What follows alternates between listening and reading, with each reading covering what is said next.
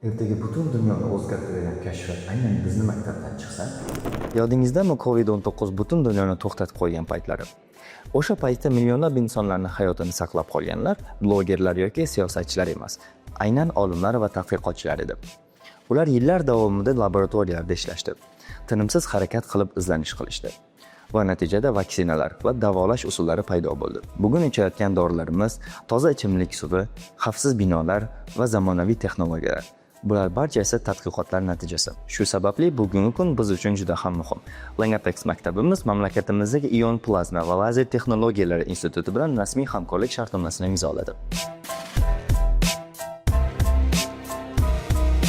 Tushunishingiz uchun bu oliy ta'limni tamomlab, magistraturani bitirib, PhD darajasiga yetganlar, doktorantlar va olimlar o'qib, izlanishlar o'tkazadigan joy.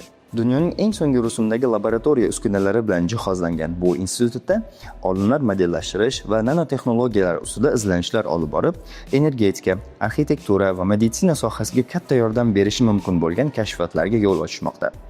Ular qilgan kashfiyotlari AQSh, Yaponiya, Koreya singari 20 ga yaqin davlatlarda patentlangan.